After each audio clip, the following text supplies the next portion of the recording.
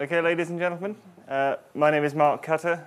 I think a lot of you know me, but I'm the head of the Innovation in Society Research Unit at the University of Central Lancashire, which is based in the law school, and I'm the chair and principal investigator of the When Law and Hate Collide project, which is a three-way collaboration between the University of Gothenburg and Professor Christian Munthe will have the floor shortly after me, and the Goethe University of Frankfurt with Professor Michael Fingerell. And we are using law, ethics, social science, philosophy, and psychology, and a number of what we think are innovative research approaches to analyze the concept of hate crime across Europe.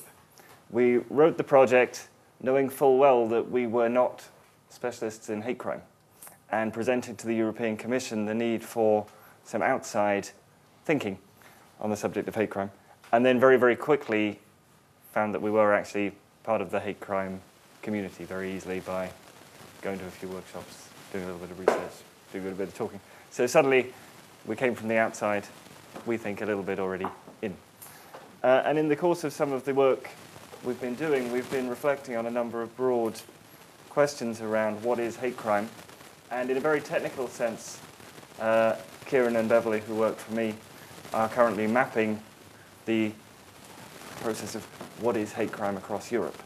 Now, that's not as simple as just writing down what each of the statutes say, but actually looking for common themes, common approaches, with a view to us trying across the project to come up with a definition of hate crime that can be useful at a policy level to the whole of the European Commission. As part of this, we've already held some events, small national events and international and European events, including a policy forum in Strasbourg, where some of the speakers here today were already able to join us, where we brought together academics, NGOs, government agencies with an interest in hate crime, and also politicians from all sides of the political spectrum. That included some who we met with publicly, including, I've forgotten which parties they were from, the Conservative Party in the UK, and also the Labour Party in the UK, discussing a number of subjects, including hate crime against people of ethnic minorities and hate crime against people from an LGBT background.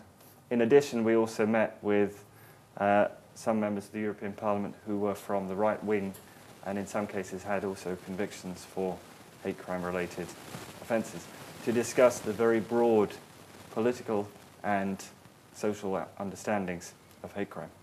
We've also engaging with the subject of hate crime in a broad media base. So we'll be plugging it across the course of the project. So any of you that are on Facebook will be expected to follow our Facebook and Twitter platforms immediately that you leave the room. And in fact, for those of you who are on Wi-Fi with your iPhones and iPads could probably follow it during the course of the event, because David, Beverly, and Natasha's not here, she also works for us on a different project. David, Beverly, and Kieran will be tweeting parts of the workshop as we go along. So the words and thinking and great minds that we're putting to the subject of hate crime today will then be shared with a wider audience. And this is one of the core tenets of this project and a couple of others that my unit is leading, which is to take academic and policy discussion out to a wider grassroots audience. And if we're occasionally very lucky, get some feedback back in. On the subject of hate crime, I'm not going to say anything too intellectual today because that's Christian's job and he's assembled these speakers here. I had to do a lot of thinking in Strasbourg at our previous meeting, but I look forward to being an agitator to the audience. But what I will say is that from some of the work that I've been doing, particularly with the subject of hate crime against disabled people and hate crime against those who are members of alternative subcultures, is it seems clear to me that when we look at this subject of hate crime, we have to deal with concepts and processes that might make us a little bit uncomfortable or go against our accepted understanding of the way in which dialogues work with certain groups. To give an example, I've recently conducted a study of hate crime in Cumbria, which is a very geographically large county in the northwest of England, but is actually very small in terms of its population. It has the Lake District in the middle, and then a number of populated areas around the outside.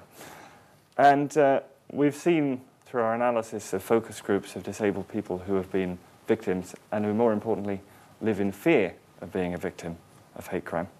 And we can talk perhaps during this workshop a little bit about the distinction between living in fear of being a victim and being a victim.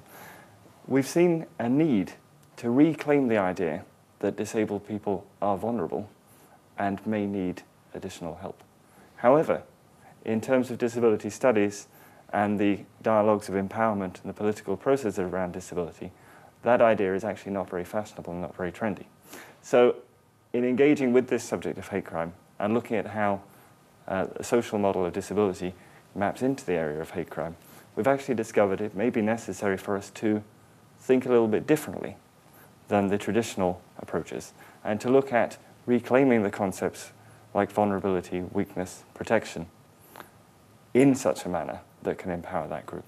And I think it's interesting for me to see whether some of these ideas that run a little bit counter to some of the received or current approaches in other areas of sociology, philosophy, and legal practice, if that's true in other areas of hate crime as well.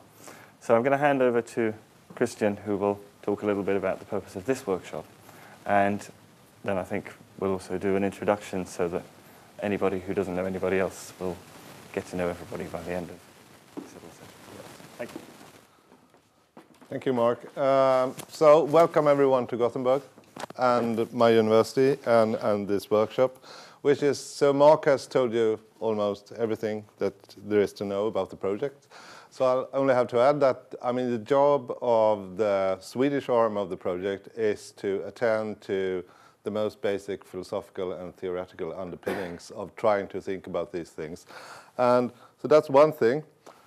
Another thing is that this is a European project, and it's targeting the specific challenges that you have in the European Union with the sort of wide variability which is within the European Union, combined with the ambition to have a harmonization of outlooks and basic policies in Europe while still respecting national integrity. So it's a tricky area to work in, to do good theory and philosophy and make it useful on a policy level that's as complex as that. And I'm sure that you'll be able to contribute a lot to our work in this area. I'm not going to say much more, otherwise that we're extremely happy to have almost all of the people that we wished for when we started to make lists of people to invite here. And we're delighted about that. And we'll proceed according to the program, but first we do a round of presentation, and that round will also be sort of a rehearsal of one thing we need to think about, because this is documented for television, is that when you want to say something, you need to wait for the microphone, which is essential. For logistic reasons that you all understand. So I'll start to say, so my name is Christian Munthe. I'm professor of practical philosophy here at the University of Gothenburg, and I'm the PI for the Swedish arm of the When Law and Hate Collide project. Yes, and I'm David Brax. I also work with Christian at the Department of Philosophy, Linguistic and Theory of Science here in Gothenburg. And I work on the most basic theoretical questions about hate crime, about the concept of hate crime, about the moral significance of hate crimes, and about the compatibility of hate crime with the legal tradition of different countries. Turn around here. I'm Barb Perry. I'm at the University of Ontario Institute of Technology in Canada, in Faculty of Social Science and Humanities. And prior to that, I was in the States for 12 years, where most of my work there was focusing on violence against Native American communities. In Canada, the work I've been doing more recently is around anti-Muslim violence, and just beginning some work on community impacts of hate crime, which I think is really important in helping us to understand the harm, some of which I know Paul will be talking about later on. So thank you. As you know, I'm Mark Cutter. I'm the head of the Innovation in Society Research Unit at UCLan, and I'm a lawyer by background, an ethicist by accident, and a publican as a little side project that I took on about 3 months ago. So I have many different aspects to my research career and other areas. My name is Beverly Caddick. I work with Mark as a research assistant in the Innovation Society unit on the Hate Crime project. Hi, I'm Kieran Bellis. I also work in the Innovation Society unit at the University of Lancashire. I'm the UK-based project manager for the When Law and Hate Crime project. My background, hold degrees in both law and psychology. Yep. Well, I'm Heidi Hurd. I'm from the University of Illinois. I'm in both law and philosophy. And among the kinds of projects I work on are projects concerning the legitimate scope of the criminal law. And so my work on hate crime legislation has all been concerned with the degree to which hate crimes fit the moral and doctrinal parameters of Anglo-American criminal law. But my work otherwise spans tort law, and I do some environmental law work and so forth. So this is one aspect of a broader set of interests. Hello, I'm Mohammed Al-Hakim. I'm from York University in Toronto, Canada. I work predominantly in multiculturalism and Islamic issues, and also on hate crime issues in relation to constitutional law and some of the practical limitations of trying to enhance punishment for hate-motivated crimes. Hi, I'm Joanna Perry. I'm from the Office of Democratic Institutions and Human Rights, based in Warsaw, and I work on hate crime. And can I just ask a practical question about what will be, how the presentations will be used? Just a bit late, just for after, if that's okay. Thank you. I'm Paul Igansky from Lancaster University. I do hate crime, not do it, you understand, but research, write, and teach about it. And I'm an applied sociologist, and most of my research is with NGOs and the equalities sector. Hi, I'm Neil Chakraborty. I'm a criminologist from the Department of Criminology at the University of Leicester. I, like Paul, do hate crime from a research and teaching perspective, and my research interests specifically, I guess, revolve around the victimisation angle of hate crime and also the policing and broader criminal justice response to hate crime. My name is Caroline Bonnes. I'm a research assistant at the Goethe University in Frankfurt, Germany, with Michael Fingerle at the Institute of Special Education, and my background is on, well, education and social work.